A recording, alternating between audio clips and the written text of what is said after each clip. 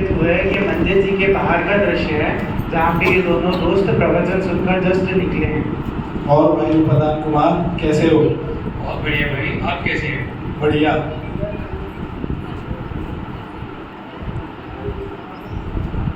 मंदिर से आ रहे हो? हाँ, अभी जिस मंदिर से आ रहा हूँ, दीदी जी के प्रवचन अभी मंदिर में खत्म हुए। बहुत अच्छा। वाह भाई प्रधान कुमार वाह, आज तो मजा आ गया। आज प्रवचन में इतनी बढ़िया बात सुनने को मिली है। दीदी जी ने बताया कि गुरु के ज्ञान के बिना कुछ नहीं होता। यदि हमें भी कोई अच्छा गुरु मिल जाए तो हमारा भी कल्याण हो जाए। नहीं भाई नहीं, गुरु तो निमित्त मात्र है, कार्य तो उपादान से ही होता है, निमित्त से नहीं। वास्तव में कार्य की उत्पत्ति में अनुकूल होने से निमित्त पर कर्ता बनने का आरोप तो अवश्य आता है, पर उपादान के बिना निमित्त को निमित्त भी नहीं कहा जा सकता। गुरु तो हमें अनंत बार मिले हैं, पर क्या हमें हर बार ज्ञान हुआ? नहीं हुआ। इसीलिए ज्ञान तो हमें उपादान से ही होगा। इसीलिए कहा गया है, मुनिव्रत धार अनंत बार ग्रीवा उपजायो, निज आत्म ज्ञान बिना सुख लेश न पाए। अरे प्रधान कुमार, क्या बात कर रहे हो? तुम सोनगढ़ियों के 15 दिन में शिविर क्या हुआ है?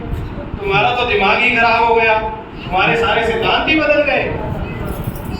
तुम तो मुझे कांजी स्वामी जी के चेले लगते हो। लगता है उन्होंने तुम्हारे धर्म की परिभाषा ही बदल दी। उनके यहाँ लगता है पेट्रोल के बिना गाड़ी चलती होगी। ऐसी बातें तो मंदबुद्धि करा करते हैं जैसी तुम कर रहे हो। उन्होंने भोले वाले लोगों को पथ भ्रष्ट कर दिया है, सारे सिद्धांत ही बदल गए। मैं तुम्हारे और तुम्हारे गुरु के खिलाफ स्वादवाद कोर्ट के अंदर केस करूंगा और वहीं तुम्हारे ऊपर मानहानि का मुकदमा करूंगा। ठीक है, कैसी तुम्हारी इच्छा। कांजी स्वामी ने तो हमें हमारे आचार्यों की ही बातें समझाई है। यदि तुम चाहते हो तो फिर अब फैसला कोर्ट में ही होकर रहेगा। ठीक है, देख लूंगा। अब कोर्ट में ही मुलाकात होगी। जाओ जाओ, देख लेंगे। और इस गर्मा गर्मी के माहौल के बाद आप सभी के समक्ष हमारे नाटिका का दूसरा दृश्य प्रस्तुत किया जा रहा है। यह दृश्य शारवाड़ हाई कोर्ट जयपुर का है, जहाँ पे यह मुकदमा लड़ा जाएगा। तो चलिए, जिस नगरी से मैं आया हूँ, गुलाबी नगरी, उस नगरी पे चलते हैं। आप सभी के समक्ष यह दृश्य प्रस्तुत किया जा रहा है।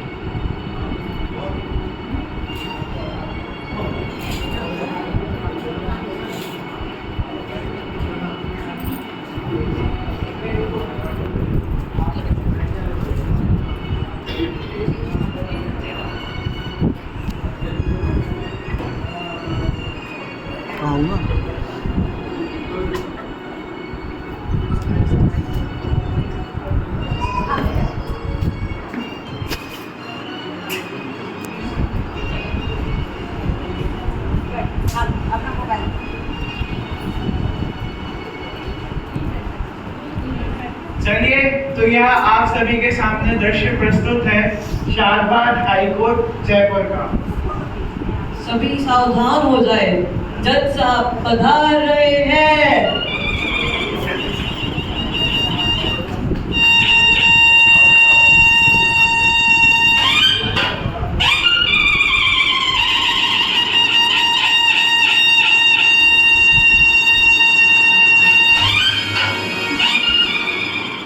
जज साहब को मैंने मिठाई का डब्बा पहुंचवाया था आपके घर में, वो मिल गया आपको?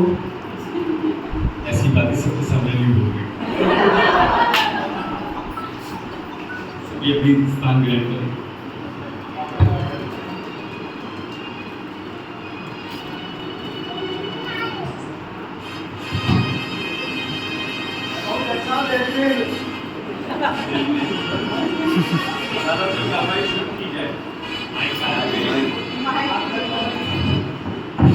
अदालत की कार्रवाई प्रारंभ की जाए। जज साहब, मैं पुलकित जैन अपने क्लाइंट निमित कुमार की ओर से आज इस केस की पैरवी करूंगा। आज का मुद्दा है कि कार्य निमित्त से होता है या उपादान उसका करता है। आज से लगभग 60 वर्ष पूर्व की बात है, जब इस समाज में कांजी स्वामी नाम के व्यक्ति का आगमन नहीं हुआ था। सारे व्यक्ति निमित्त के ही गीत गाते थे। मूर्ख से लेके पंडित तक, बालक से लेके वृद्ध तक निमित्त का ही बोलबाला था। परंतु जब से इस समाज में कांजी स्वामी नाम के व्यक्ति आए हैं, सारी हवा ही बदल गई। जो तब तक निमित्त के गीत गाते थे, आज उपादान के गीत गाने लगे। और तो जज साहब, ये सब लोग तो निमित्त को अकिंचित बात साबित करने में लगे। यदि यही हाल रहा जज साहब, तो इस दुनिया से निमित्त का नामो निशान मिट जाएगा। यही अभियोग उपादान कुमार के ऊपर लगाए गए हैं जज साहब। उपादान कुमार, क्या आपका कोई वकील है? उपादान कुमार, क्या तुम्हारा भी कोई वकील है? जज साहब, मैं श्रेया जैन उपादान कुमार की ओर से इस मुकदमे की पैरवी करूंगी। भाई निमित्त कुमार के वकील कह रहे थे कि कार्य निमित्त से होता है और निमित्त कार्य के प्रति थोड़ा बहुत भी घटता नहीं है।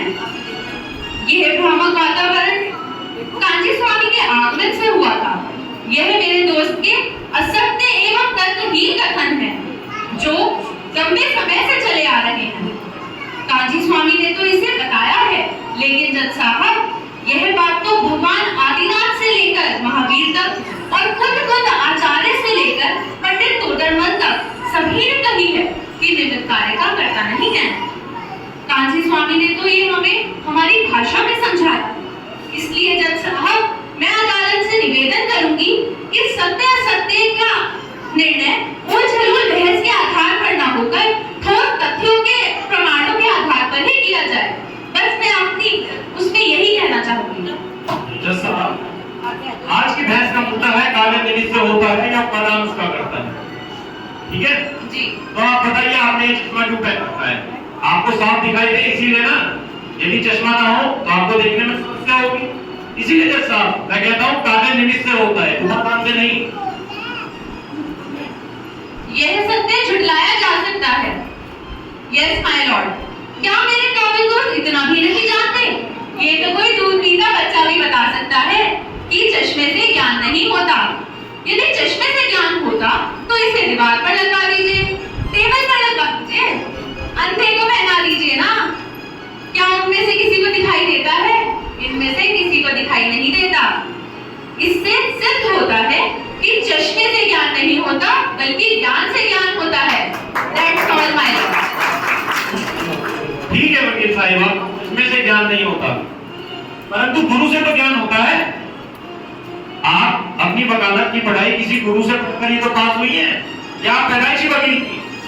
जज साहब, इन सवालों का जवाब देने से पहले मैं अपने काबिल दोस्त से कुछ पूछना चाहती हूँ।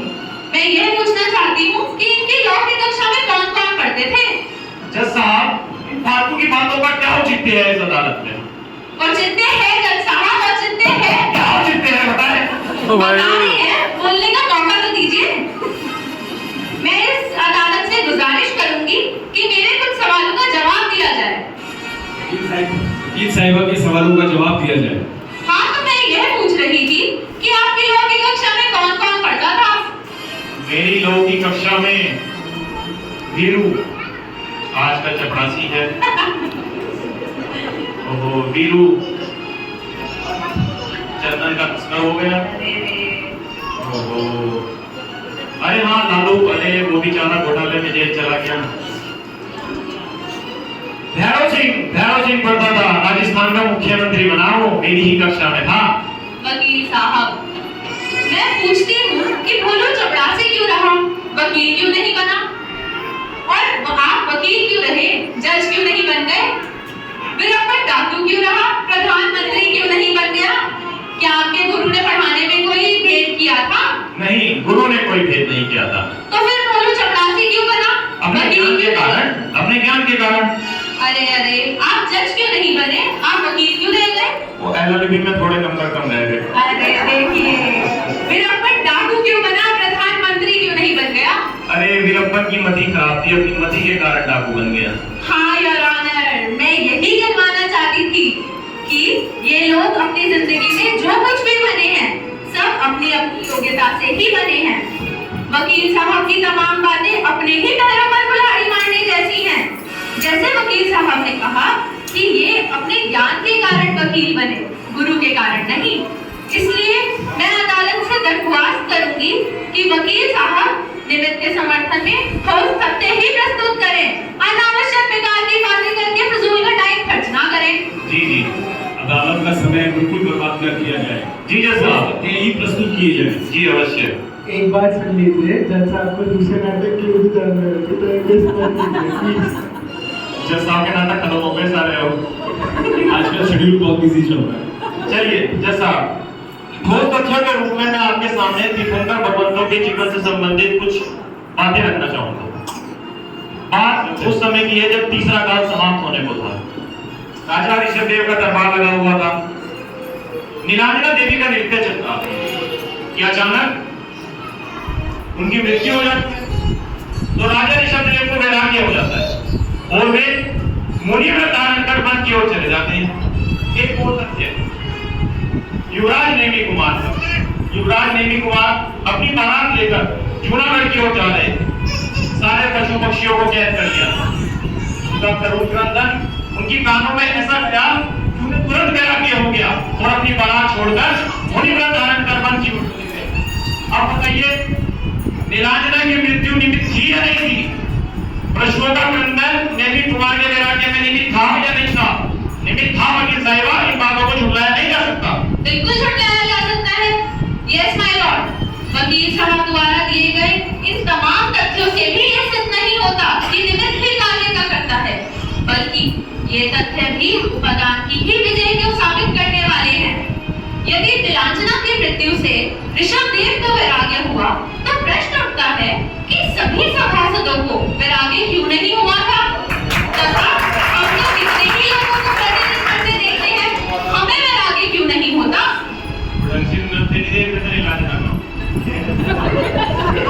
आगे सुनिए। और जहाँ तक पशुओं के क्रंदन की बात है, वह तो सभी वैरागियों ने भी सुना था। वे सभी मुनि क्यों नहीं बन गए? डांस करने में व्यस्त है सब। इसका जवाब है वकील साहब आपके पास। ये दोनों डांस करने में व्यस्त है सब प्राण में। बेकार की बातें ना करें। देखिए, आप देख ही रहे हैं जज साहब, इनकी चुप्पी ही इनके पराजय का भान कर रही है। मैं बस इतना कहना चाहूँगा कि आप जज साहब हैं, मैं समझता हूँ, पर आपको डायलॉग बोलना तो माइक में ही बोलना पड़ेगा। चलिए, हमारी आवाज में दम है, बिना माइक के भी पहुंचेगी। लगता है जज साहब, मेरी काबिल दोस्त के भी लोग की पढ़ाई पूरी नहीं हुई, या ये अंतिम परीक्षा नकल करके पास हुई है। फेल आप हुए थे, नकल हम कर रहे हैं। फेल नहीं हुआ था, मैं पास हुआ था ग्राम। चलिए बताइए। चलिए, इन्हें इतना भी ज्ञान नहीं है कि जब तक अदालत का फैसला ना आ जाए तब तक हार जीत साबित नहीं होती। मेरे पास अभी ऐसे बहुत से सबूत हैं जो ठीक कर कहेंगे कि काम इससे होता है और उपादान उसका करता नहीं है। सबसे पहले मैं एक कैसेट अदालत में दिखाना चाहूंगा जज साहब। जज साहब, जज साहब, अरे भाई कितने लोग स्टेटमेंट साझा करना। जज साहब कैसे दिखाना चाहूंगा कि जानिए। अभी आप सभी के समक्ष जो कैसेट थी उसे चलाया जा रहा है और उस कैसेट की स्क्रीन इस प्रकार है। कैसेट की स्क्रीन इस प्रकार है, स्क्रीन पे यह दृश्य चल रहा है जो कि दृश्य इस प्रकार है। अब आप कहोगे भाई स्क्रीन क्यों नहीं लगाया, इतना बजट नहीं था। हमारा नाम है बल्लू कुमार। हम गोल गोल सुंदर सुंदर घड़े बनाते हैं। हमारा एक घड़ा कभी भी सकना ही है। आप भी ले लो ना हमारा एक घड़ा बाबूजी। एक बार घड़ा झाड़न के 4 महीने चल जाते हैं और हमारे घड़े की चर्चा तो संसद तक होती है। मोदी जी हमारे घड़े का पानी ही पीकर बात जीते रहे, वो बात अलग है। घड़ा छोटा था तो थोड़ी सीटें कम रह गवा। बस बंद कर दीजिए। देखा जज साहब आपने, यहाँ पे कैसेट का दृश्य पूर्ण हुआ और हम फिर से अदालत के दृश्य में आए। देखा जज साहब आपने, उन्होंने एक घड़ा बनाया, वही मिट्टी बन गई।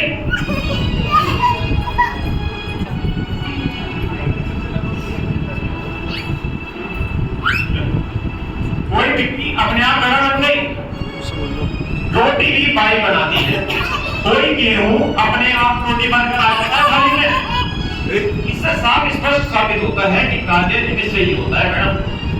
चलिए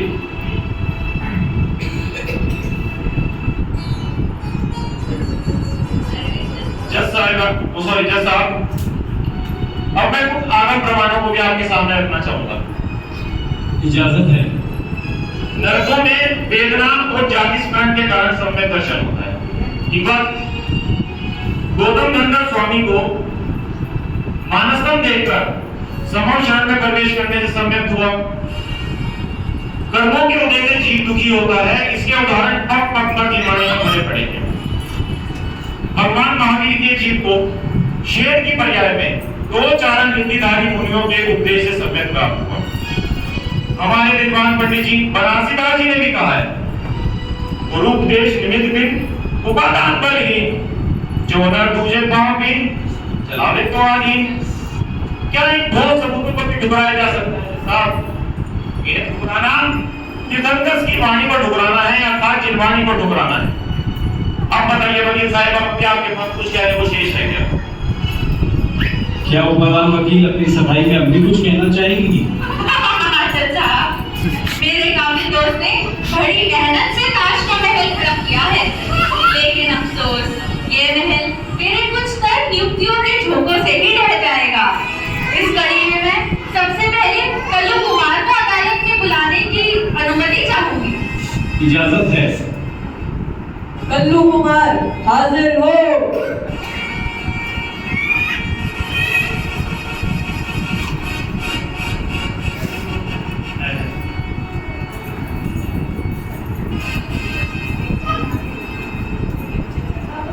जिनवाणी मां पर हाथ रखकर सौगंध खा लिए और मेरे पीछे दोहराइए कि मैं जो कहूँगा सच कहूंगा, सच कहूँगा, सच कहूंगा, सच के सिवा सच के सिवा कुछ नहीं कहूंगा।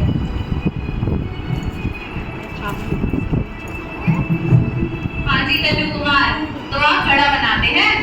जी साहिबा, हम ही खड़ा बनाते हैं। आप ना हो तो क्या खड़ा बन ही नहीं सकता? जी हाँ, कतई नहीं बन सका। अरे तो यहाँ मेरे इन काबिल दोस्त के लिए बढ़िया सा घड़ा बना दीजिए। अरे साहिबा, गरीब का मजाक बना दो। कभी घड़ा बिना मिट्टी के भी बन सका? यहाँ मिट्टी तो है ना ही। आप है तो आप ही के घर पहुंचवा दो बनाकर। नहीं नहीं, लो ये मिट्टी और इनके लिए बढ़िया सा घड़ा बना दो। अरे एक साहिबा, मिनट, अब आप लोग कहोगे कि श्रेया दीदी के हाथ में तो मिट्टी है नहीं, कहाँ से ये लो मिट्टी तो देखिए हाथ में। तो देखो ऐसा है कि अगर मिट्टी लाते ना और इनके हाथ और ड्रेस गंदी हो जाती, इनकी ड्रेस गंदी हो जाती तो दिक्कत हो जाती, क्योंकि ड्रेस फाड़ देती है, हमको बता चलिए आगे बढ़िए। अरे साहिबा, घड़ा तो जो कि मिट्टी से ही बना है, उसका नाम रेत कंकड़ से थोड़ी ही बना है। Point to be noted your honour, मिट्टी ही घड़ा बनती है, बिना योग्य मिट्टी के घड़ा नहीं बनाया जा सकता और कुम्हार तो निमित्त मात्र है, स्वयं कुम्हार कभी घड़ा नहीं बनाता। चलिए कल्लू कुमार जी, आप अपना स्थान ग्रहण कर सकते हैं। और तो और जज साहब, बाई रोटी बनाती है तो सभी रोटी एक समान गोल गोल स्वादिष्ट क्यों नहीं बनती? कोई जल जाती है, कोई कच्ची रह जाती है। क्या बाई जानबूझकर बनाती है? इसका जवाब यह है जज साहब कि आटे की योग्यता ही उस समय वैसी थी, अतः बाई खराब थी उससे। बाई खराब नहीं थी। बात को तमीज से सुने, ऐसे बकवास की बातें करके अदालत में समय बर्बाद ना करें। नहीं, ऐसा तो चलेगा नहीं ना, आप गलत बात कह रहे हैं। आप दोनों आपस में लड़कर अपने तथ्य प्रस्तुत करें। अच्छा जी, तो मैं यही कह रही थी जज साहब, इस सवाल का यही जवाब है कि आटे की योग्यता उस समय वैसी ही थी, अतः आटा ही रोटी का कारण है, बाई नहीं। फिर मेरे काबिल दोस्त ने बड़े बड़े तथ्य दिए हैं, उनके बारे में मैं कुछ विचार करना चाहूंगी। मेरे काबिल दोस्त ने कहा कि नाटकों में वेदना और जाति स्मरण के कारण सम्यक दर्शन होता है। तो मैं यह पूछती हूँ कि क्या सभी नाटकों को वेदना नहीं होती? और होती है तो सभी को सम्यक दृष्टि क्यों नहीं बन जाते? सही है। फिर उन्होंने यह कहा कि गौतम नंदन को मानस्थम देकर समाज शरण में प्रवेश करने से सम्यक हुआ।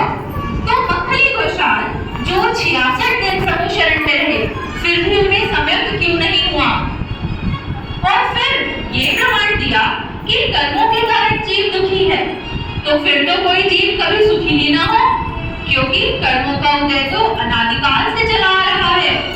कर्णानी लोग से में तो निमित्त की मुख्यता के कथन आते हैं। जहाँ तक महावीर भगवान के जीव की बात है, तो उन्हें मारीची के भोग में समर्थ क्यों नहीं हुआ? वहाँ तो भगवान आदिनाथ जैसे समर्थ निमित्त मिले थे। मेरे इन तर्क और युक्तियों से शायद मेरे काबिल दोस्त की शंकाएं निर्मूल हो चुकी होगी और वह इस निष्कर्ष तक पहुंचे होंगे कि उपादान ही कार्य का करता है।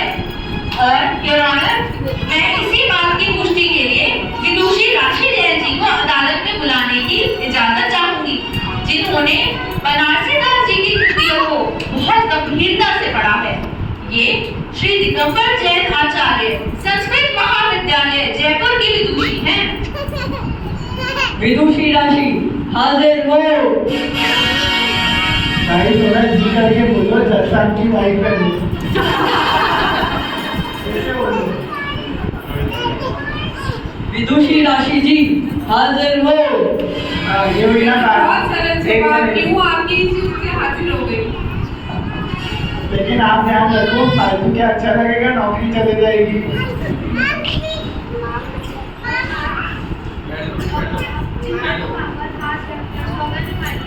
और मेरे पीछे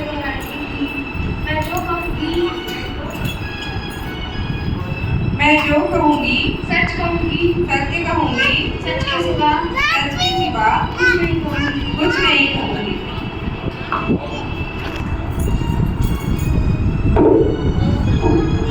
जी विदुषी जी, तो मैं आपसे ये पूछना चाहती हूँ कि आप कार्य के होने में उपादान का अधिक महत्व समझती हैं या निमित्त का? अरे बदतर, बनारसी दास जी तो कहते हैं कि कार्य के होने में तो उपादान ही अधिक महत्वपूर्ण है। निमित्त वहाँ उपस्थित अवश्य होता है, परंतु उसका कोई महत्व नहीं है। कहा भी है, उपादान को बल न जहाँ तहाँ न निमित्त को दाव, एक चक्र सो रथ चले रवि को यही स्वभाव। Objection sustain. बनारसी दास जी ने यह भी तो कहा है, गुरु उपदेश निमित्त बिन उपादान बलहीन, जो न तुझे पार बिन चलाने को आती। बताइए कहा है नहीं कहा है? अरे भव्य, यही तो तुम लोग मार खा जाते हो। आधा अधूरा अध्ययन करते हो और विपरीत अर्थ करकर अर्थ का अनर्थ ग्रहण करते हो और बाद में भी संवाद करते हो।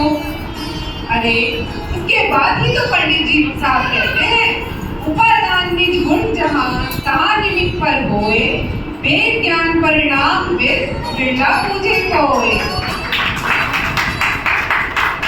धन्यवाद विदुषी जी। अब आप अपना आसन ग्रहण करें।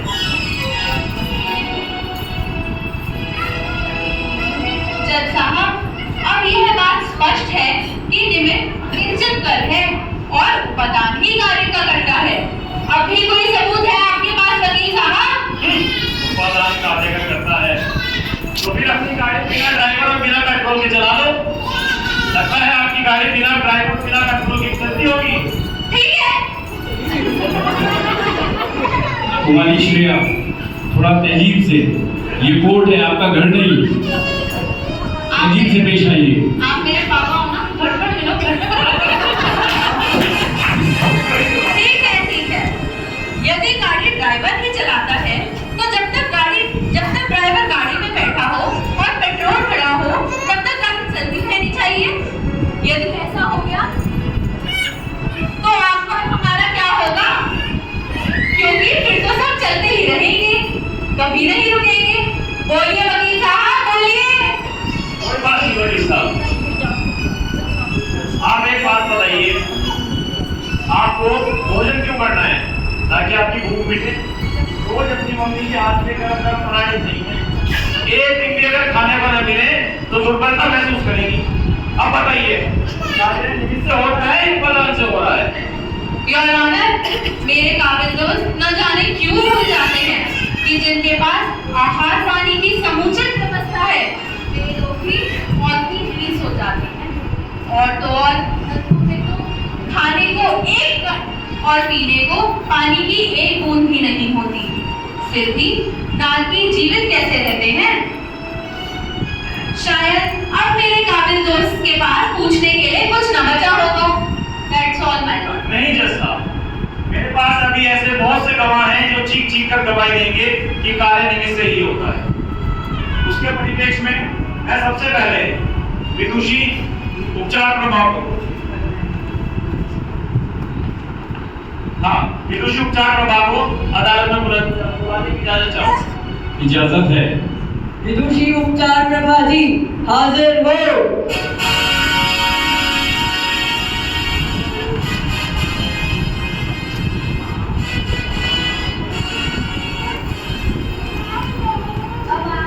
अब आप जिम्मानी मां पर हाथ रखकर सौगंध खाइए और मेरे पीछे दोहराइए।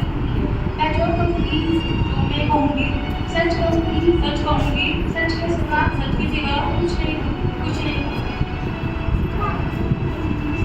हाँ तो विदुषी जी, पूरी अदालत को और खास तौर पे वकील साहिबा को बता दीजिए कि निमित्त में कितना जोड़ते हैं। अरे क्या बताऊं वकील साहब, 1 घंटे से फालतू की बातें सुनकर मेरा सर ही चकरा गया है। अरे तुम्हें इतना भी नहीं पता, बिना देव शास्त्री के लिए मोक्ष नहीं, क्या मोक्ष मार्ग भी नहीं मिल सकता। उनकी उपयोगिता नहीं है तो शास्त्रों में ऐसा क्यों आया है? गुरुपस्ति स्वाध्याय संयमस्तपा दानं चेति गृहस्थानां षट्कर्माणि दिने। यहाँ तो फालतू की बातें हो रही हैं। बेचारे निमित भैया कितनी अच्छी अच्छी बातें कर रहे हैं, पर इनकी वकील साहब को तो कुछ समझ ही नहीं आ रहा है। अभी बता। क्यों वकील साहिबा, आपने कुछ कहना है? हाँ जज साहब, मैं भी कुछ सवालात करने की इजाजत चाहूंगी। इजाजत है। हाँ तो विदुषी जी, बताइए आपकी उम्र क्या होगी? क्या तुम्हें इतना भी नहीं पता? महिला की उम्र भी पूछते हैं। अरे देखने से तो आप 60-65 वर्ष की लगती हैं। अरे अजीब बात है, हम पूरे 51 वर्ष के हैं। तो जब पहले ही पूछा था तभी बता देती। चलिए कोई बात नहीं। अब मैं आपसे कुछ पूछना चाहती हूँ। तो आपको देव शास्त्र गुरु का सानिध्य कब प्राप्त हुआ? वकील साहब, मेरे पिताजी और माता जी ने बचपन से ही धार्मिक संस्कार दिए हैं और मैं 2 साल की जब पुष्टि हुई थी, जब से ही शुद्ध मुकामत पढ़ने लगी थी। मेरी उम्र तो देवशास्त्र के सनाते में ही गुजरी है। वाह विदुषी जी वाह। आप अभी कह रही थी कि देव शास्त्र गुरु हमें मोक्ष मार्ग व मोक्ष देते हैं और आप लगभग 50 वर्ष से उनके चरणों में हैं। तो फिर आपको तो मोक्ष में होना चाहिए था। यहाँ अदालत में क्या कर रही हो? क्या विदुषी जी, कहीं आप डायरेक्ट से ढाले से तो नहीं है? देखा जज साहब, बेचारी विदुषी जी के पास इसका कोई जवाब नहीं है। कोई बात नहीं, आप बताइए विदुषी जी, इनके तो गर्म फरियाद बहुत ज्यादा है।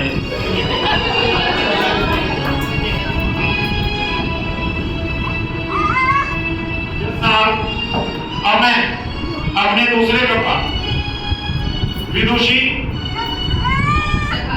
व्यवहार प्रभा जी को बुलाने की इजाजत चाहूंगा। इजाजत है। विदुषी व्यवहार प्रभा जी हाजिर हो।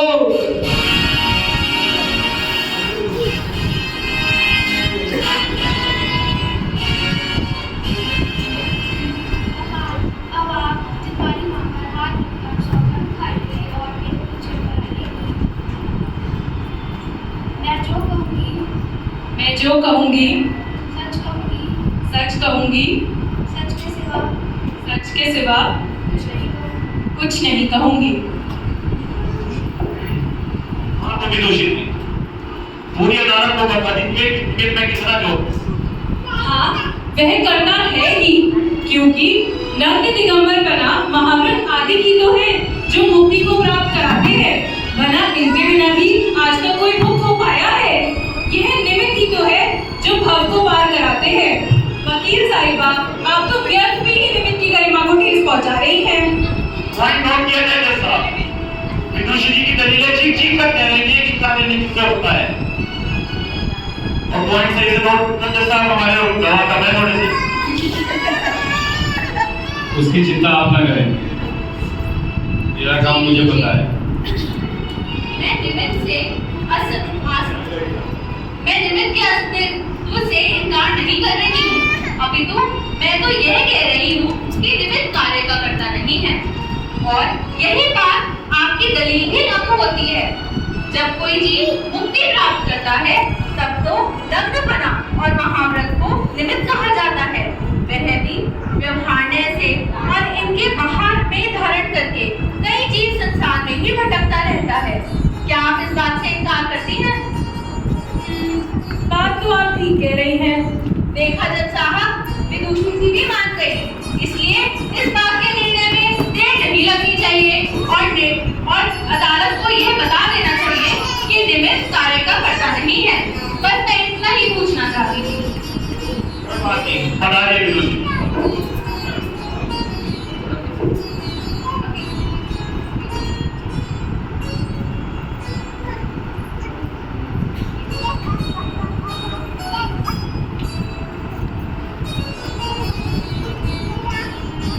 जज साहब, निमित्त मुवक्किल द्वारा लगाया गया यह इल्जाम ही सत्पुरुष श्री कांजी स्वामी निमित्त को नहीं मानते संसार में सरासर बेबुनियाद है, क्योंकि उन्होंने स्वयं इस बात की पुष्टि की है कि कार्य के समय निमित्त दिखने में आता है लेकिन कार्य नहीं करता। कार्य का कर्ता तो उपादान ही है। यदि मेरे काबिल दोस्त अपनी सफाई में आप कुछ कहना चाहते हैं तो कहें। अब भी आप कुछ कहना चाहेंगे अपनी सफाई में? जी वकील साहब, मैं अपनी सफाई में वकील साहब नहीं, जज साहब। सॉरी आप वकील भी हैं साथ थोड़ा सा। हाँ, मैं अपना क्लोजिंग स्टेटमेंट देना चाहूंगा जज साहब। मेरे गवाह और मेरे सबूत ये स्पष्ट करते हैं कि कार्य निमित्त से होता है और उपादान उसका कर्ता नहीं है।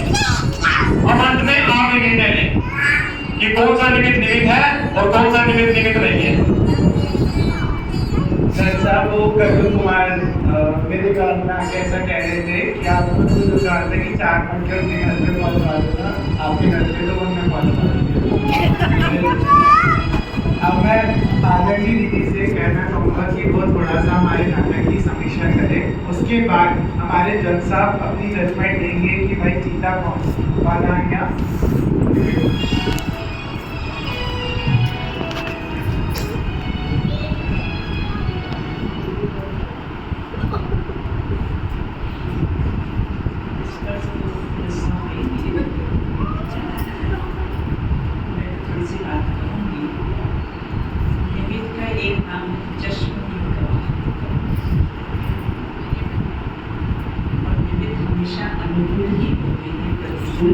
नहीं होते। जब भी कार्य को स्थिति होते हैं तो किसी ने खड़े रहते हैं।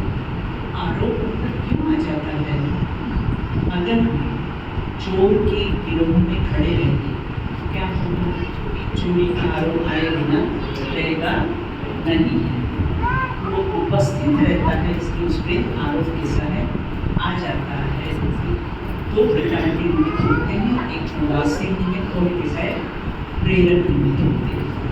जैसे बालक पढ़ाई करता है, उसमें वो समय लाइट है और भी सामान है वहाँ पर, वो सब कैसे उसको उदासीन निमित्त कहा जाता है। और गुरु को क्या कहा जाता है?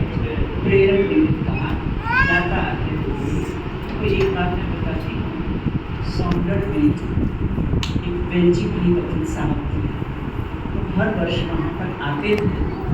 और वो एक बार क्या हुआ, उनके लड़के ने कहा कि आप तो कहते हो गुरु से ज्ञान नहीं होता है, तो अब हम सौंदर्य आना कैसा बंद कर देते हैं, गुरु से तो ज्ञान होता नहीं है। तो वहाँ पर उन्होंने जवाब दिया, दुर्दोष ने जवाब दिया, गुरु से ज्ञान नहीं होता, ये पक्का करने के लिए आपको ये बात बहुत सुंदर बात है। और कहते हैं बाई रोटी बनाती है, बाई रोटी तो आजकल ये उदाहरण पूरा मतलब पुराना हो गया, आजकल ऑटोमेटिक आ गए कहते बाई रोटी बनाती भी नहीं है और ऑटोमेटिकली आराम से से बाहर दे देती है। तो निष्कर्ष के रूप में क्या करना है, यहाँ पर उपादान निमित्त की तरफ से अपनी अपनी दलीलें दी गई, तो निष्कर्ष अपना क्या निकला है। जब भी कार्य होता तो अपने उपादान से, लेकिन कैसा है निमित्त की उपस्थिति रहती है, इसलिए आरोप कैसा है निमित्त पर आ जाता है। क्योंकि निमित्त के बिना भी कार्य नहीं होता और निमित्त से भी कार्य नहीं होता। आप समझो मैं भी वही अरे बस बस बस दीदी को निमित्त के बिना भी कार्य नहीं होता, निमित्त से भी कार्य नहीं होता।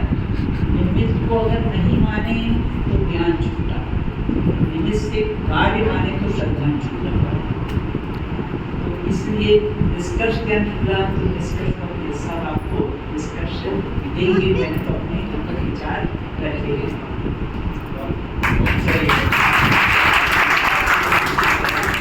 अब मैं आदरणीय जज साहब से यह आग्रह करूंगा कि वे हमारे कोर्ट की कार्रवाई आगे बढ़ावे और हम सभी को यह जो गर्मा गर्मी देखने मिली है, भाई प्यार से भी बात कर सकते थे, क्या होगा उसका निष्कर्ष शुरुआत तो आप ही लोगों ने की थी। आपकी बनाए रखी है तो मटका पहुंच गया है जज साहब। बार बार कहना पड़ रहा है कि क्वेश्चन भी बनाए रखिए। तमाम ठोस तथ्यों और आगम प्रमाणों और प्रमाणिक गवाहों के बयानों को मद्देनजर रखते हुए अदालत इस नतीजे पर पहुंची है कि निमित्त कुमार का पक्ष कि निमित्त से कार्य होता है और श्री कांजी स्वामी निमित्त को नहीं मानते सरासर बेबुनियाद है, और यह अदालत उपादान कुमार के पक्ष से सहमत है और कि कार्य का वास्तविक कर्ता उपादान ही होता है, और जिन लोगों ने श्री कांजी स्वामी पर निमित्त के लोप करने का आरोप लगाया है वह सरासर गलत और बेबुनियाद है। कुछ तथाकथित स्वार्थी लोगों के ने सत्य की गहराई को बिना समझे मात्र विवाद का बिंदु बनाकर समाज में उत्तेजना पैदा की है। यह अदालत उन तमाम लोगों को चेतावनी देती है और इस प्रकार के किसी भी ज्ञानी पुरुष के ऊपर आक्षेप ना करे इसकी हिदायत देती है, अन्यथा उन्हें 4 गति और 84 लाख यूनि की जेल में अनंत काल के लिए जाना पड़ेगा। जिनागम में निमित्त को कर्ता कहने वाले कई कथन आते हैं, मगर वो उपचार कथन मात्र हैं। इनको एकांत से ग्रहण करने पर मिथ्यात्व का पोषण होता है, इसलिए जिनागम में प्रवेश करने के लिए प्रमाण और न्याय का अध्ययन भी करें। यह अदालत निमित्त कुमार को हिदायत देती है कि वे समय सार का कर्ता कर्म अधिकार सतपुरुष श्री कांजी स्वामी के निमित्तोपादान पर प्रवचन डॉक्टर हुकुमचंद भारी जी द्वारा लिखित निमित्तोपादान पुस्तक और पंडित रतनचंद जी भारी की कृति पर से कुछ भी संबंध नहीं, इन सबको पढ़कर अपनी भ्रमित बुद्धि को सुधारें, अन्यथा उन्हें भी अनंत काल के लिए संसारों की जेल में बंदी होना पड़ेगा। आज की अदालत इसी फैसले के साथ बर्खास्त की जाती है।